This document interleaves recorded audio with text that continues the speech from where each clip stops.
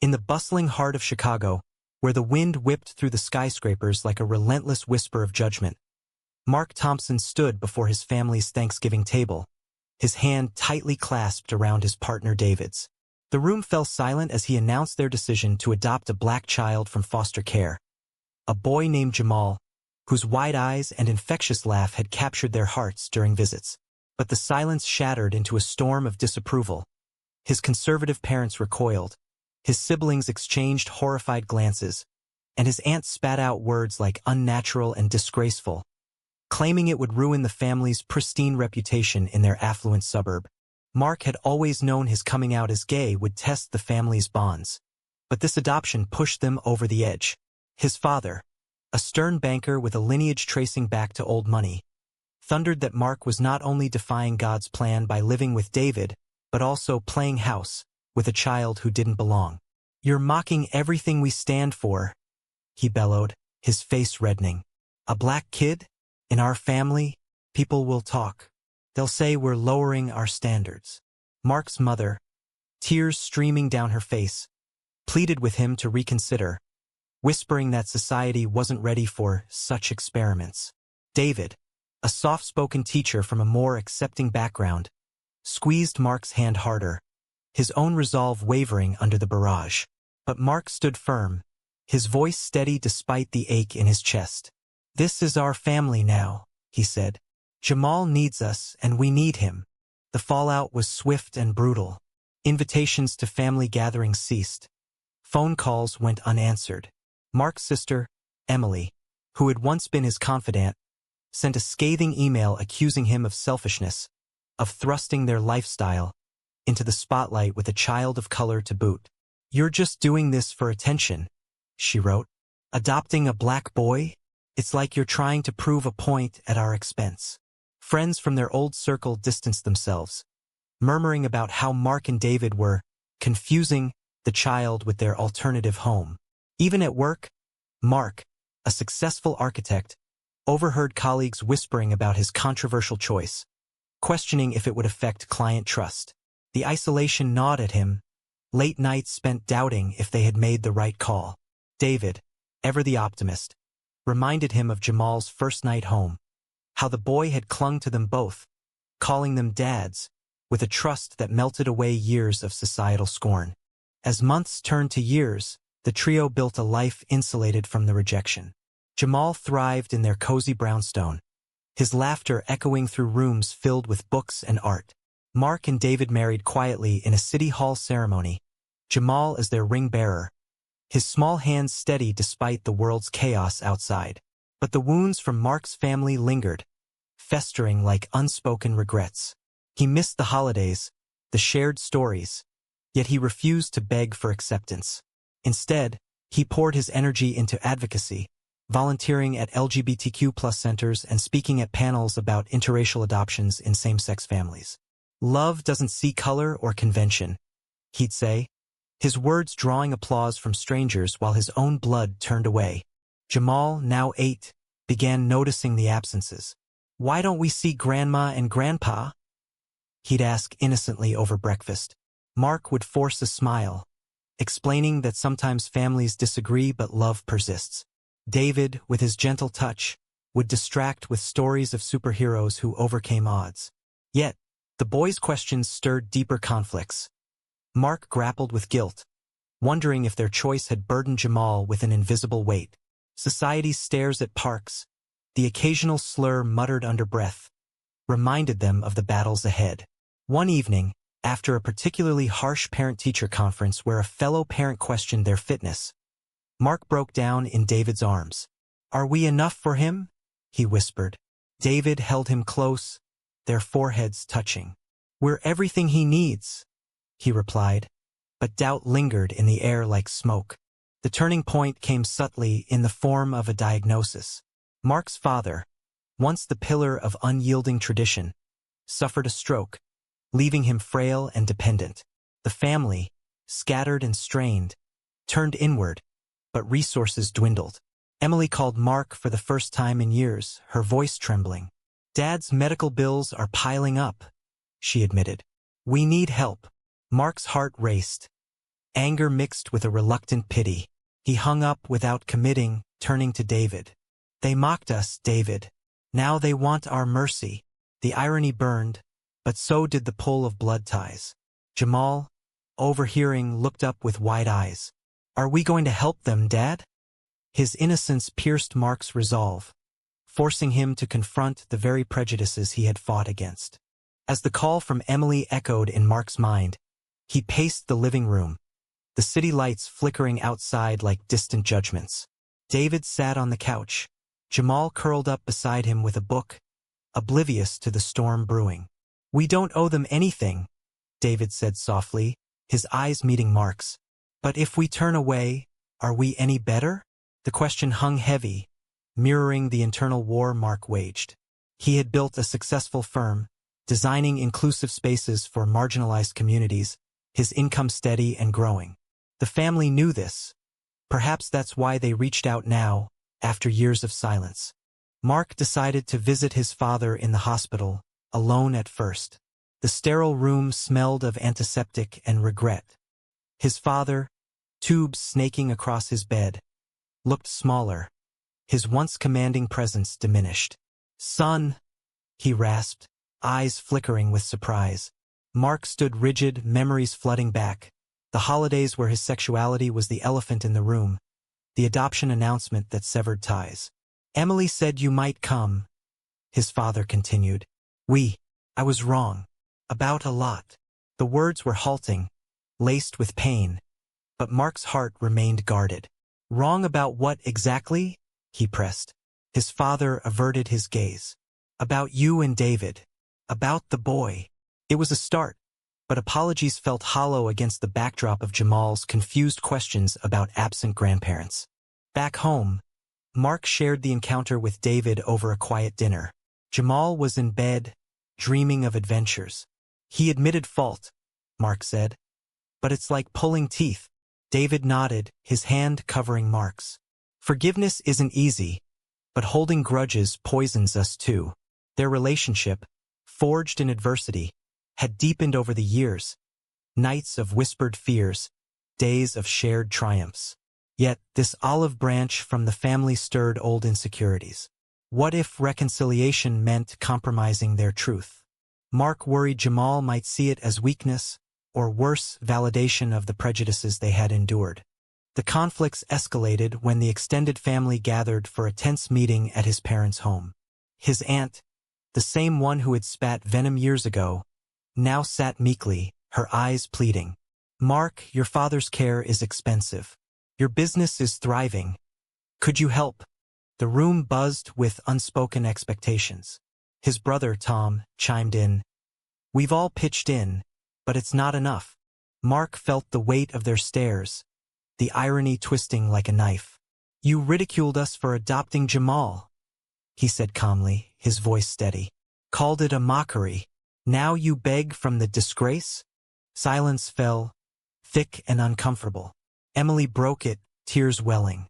We were scared, Mark. Society. It's changing. But back then. Excuses, Mark thought, but he saw the cracks in their facades. The fear of poverty mirroring the fear they once projected onto him. Jamal's involvement added layers of complexity. One afternoon, Mark took him to visit his grandfather, testing the waters. The boy, now 10, approached the bed shyly, offering a drawing of a family under a rainbow. This is us, Jamal said proudly. Me, Dad Mark, and Dad David.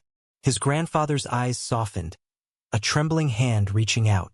You're a fine boy, he murmured. Jamal beamed, but later confided in Mark. Why did they not like me before? The question gutted Mark, forcing him to navigate the minefield of racism and homophobia with a child's innocence. Some people fear what they don't understand, he explained, hugging Jamal tight. David, witnessing the exchange, pulled Mark aside. This could heal us all, he whispered. But Mark wondered if healing required forgetting the pain. As financial pressures mounted, the family's pleas grew desperate. Tom lost his job, exacerbating the crisis. They turned to Mark not just for money, but for advice. His expertise in sustainable design could help sell the family home profitably. "You're the successful one," Emily admitted bitterly. Mark grappled with resentment. Their mockery had fueled his drive, turning rejection into motivation. Yet, seeing his father's frailty, he felt a reluctant compassion. In a heated family call, accusations flew. His aunt claimed Mark owed them for his upbringing. "We raised you right," she said. Mark laughed mirthlessly.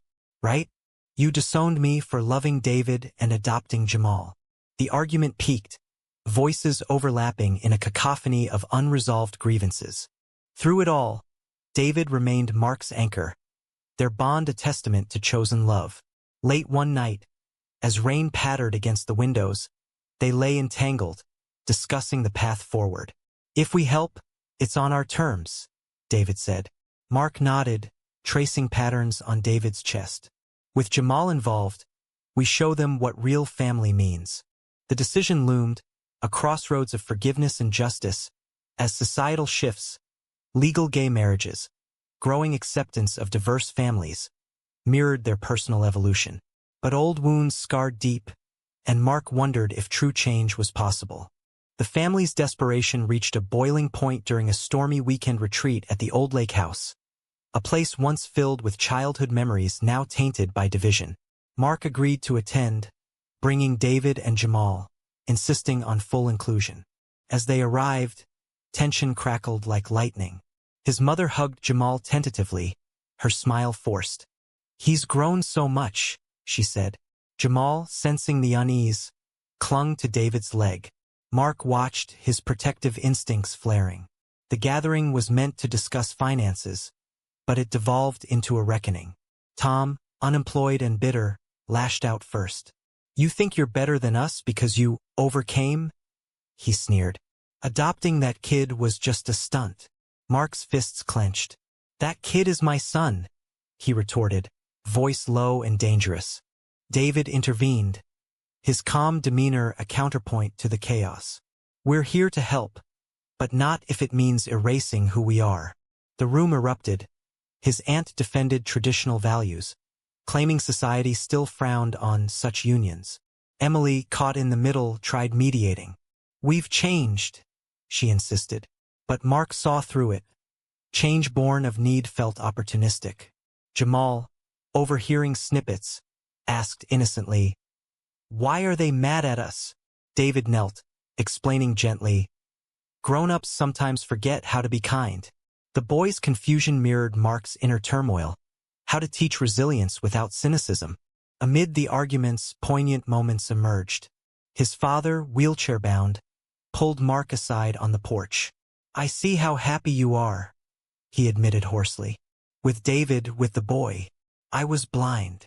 Tears glistened in his eyes, a vulnerability Mark had never witnessed. It softened him, stirring forgotten affection. Back inside, as debates raged over selling assets, Mark offered his expertise conditionally.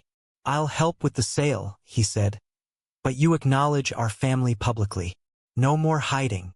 The demand sparked outrage. Tom stormed out, muttering about demands from the outcast. His mother nodded reluctantly, whispering, "For your father's sake." Jamal's presence became the catalyst for deeper shifts. During a family dinner, he shared stories of school, his pride in his two dads evident. His aunt, surprisingly, engaged, asking about his interests. "I like drawing superheroes," Jamal beamed. "Like my dad's, they save the day." The table fell quiet, the boy's words piercing defenses.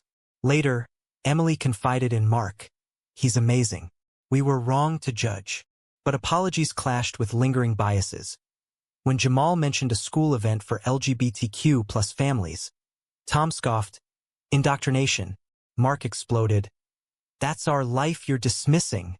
The confrontation peaked, doors slamming, alliances fracturing anew. David and Mark escaped to the lake's edge, Jamal skipping stones nearby. "This is exhausting," Mark sighed. David wrapped an arm around him. "But worth it for Jamal's sake." Their love, tested by fire, emerged stronger. Stolen kisses under starlight, reaffirming their commitment. Yet, Societal echoes haunted them. News of anti-gay legislation in other states reminded Mark of fragile progress. Back home, he dove into work, channeling frustration into designs for community centers, spaces where families like theirs could thrive without judgment. The pleas intensified as his father's health declined. Hospital bills mounted, threatening bankruptcy. Emily called daily, her voice cracking. "Please, Mark, we're family." The word stung family they had rejected. In a pivotal meeting with lawyers, Mark proposed a solution. He'd cover costs if they attended a pride event with them. "Show you mean it," he challenged. Outrage ensued. His aunt refused outright. "I won't parade in that," she said. Tom wavered, unemployment humbling him. His mother, desperate, agreed first. "For you, son." The compromise felt like victory, but Mark questioned its authenticity. Was change genuine or transactional? Jamal, growing wiser, shared his thoughts one evening. "I think they can learn, Dad," he said. "Like how you taught me about differences." His optimism buoyed Mark, but doubts persisted.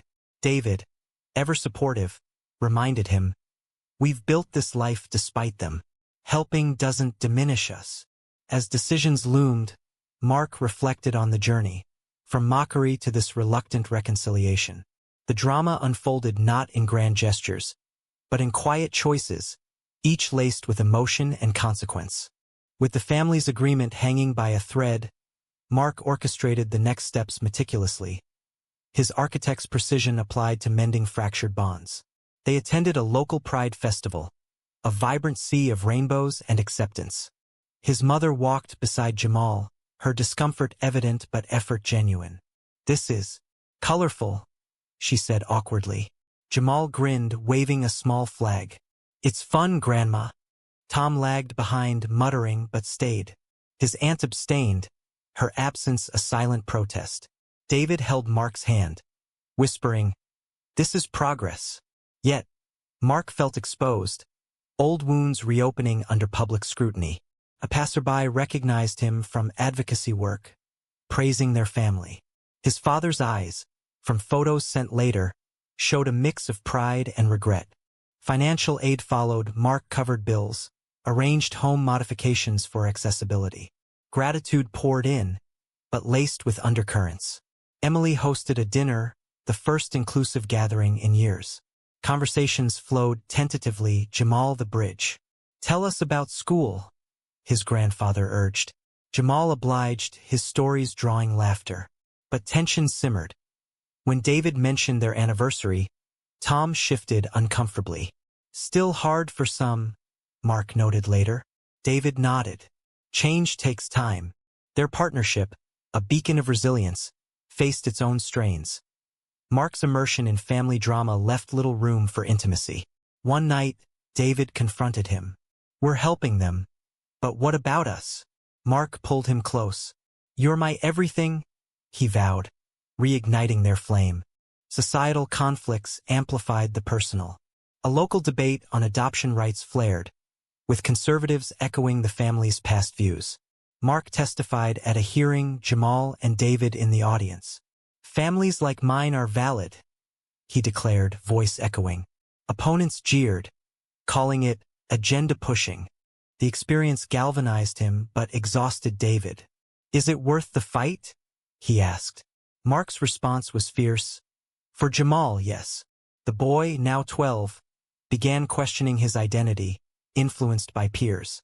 "Am I different because of my skin or my dad's?" he confided. Mark and David navigated carefully, fostering self-love amid external noise. The climax built as his father's condition worsened, requiring experimental treatment.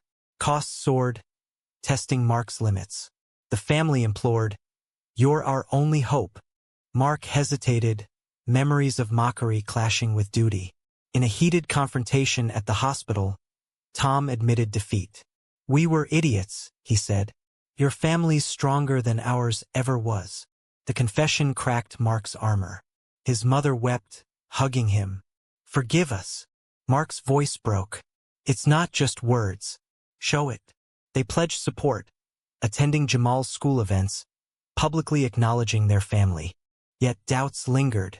Was this mercy or manipulation? David voiced concerns. Don't let them drain you. Mark nodded, but the pull was strong. Jamal's perspective shifted everything. At a family picnic, he defended his dads to a skeptical cousin. They're the best, he said defiantly. The moment swelled with emotion, Mark's eyes misting. Back home, he and David reflected. We've come far, David said. Their love, deepened by trials, felt unbreakable. As resolutions neared, unexpected alliances formed. Emily volunteered at an LGBTQ+ center, inspired by Mark. Tom sought job advice, humility replacing arrogance. His father, in lucid moments, shared regrets. I missed out on your life, he whispered. Mark forgave piecemeal, each act a step toward healing. But societal backlash persisted. A neighbor's petition against non-traditional families in the suburb. Mark fought back, rallying support, his family's tentative backing a surprise. The drama crested in quiet revelations, emotions raw and choices pivotal. Mark realized true mercy required boundaries, protecting his chosen family first. In the aftermath of forgiveness, life settled into a fragile new normal, the family's gratitude manifesting in small, meaningful ways. Holidays included invitations again, with David and Jamal welcomed, albeit awkwardly at first. Mark's mother baked Jamal's favorite cookies, her hands trembling as she handed them over. I'm learning, she said softly. Jamal hugged her, his acceptance pure. Tom found employment through Mark's connections, his thanks gruff but sincere. Didn't deserve it, he admitted. Mark smiled faintly. None of us deserve grace, but we give it anyway. The bonds, once severed, mended thread by thread, each interaction laced with lingering caution. David and Mark's relationship flourished amid the changes, their commitment a steady anchor. Anniversary celebrations became family affairs, Jamal beaming as they renewed vows informally. You're my heroes, he told them.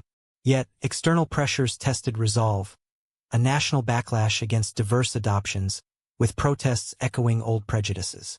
Mark dove into activism deeper, speaking at rallies, his story inspiring others. We were mocked, but we rose, he'd say, drawing cheers. David worried about burnout. Don't lose yourself, he urged. Mark reassured him with a kiss. With you, I'm found. Jamal, entering teens, navigated his own conflicts, school bullies targeting his family structure and race. Why do they hate us? He asked tearfully after a fight. Mark and David consoled him, sharing their journeys. Hate stems from fear, Mark explained. But love wins. The incident spurred Jamal's growth. He started a diversity club, channeling pain into purpose.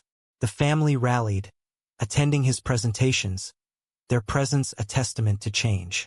His grandfather, frail but proud, attended one via video. Good job, grandson, he rasped. The word grandson healed old rifts. As years passed, the irony full circle. Mark's firm boomed, specializing in inclusive architecture. While the family's fortunes stabilized through his aid, they no longer begged, but the debt of gratitude lingered. Emily confided, We see now what we missed. Mark nodded, but scars remained.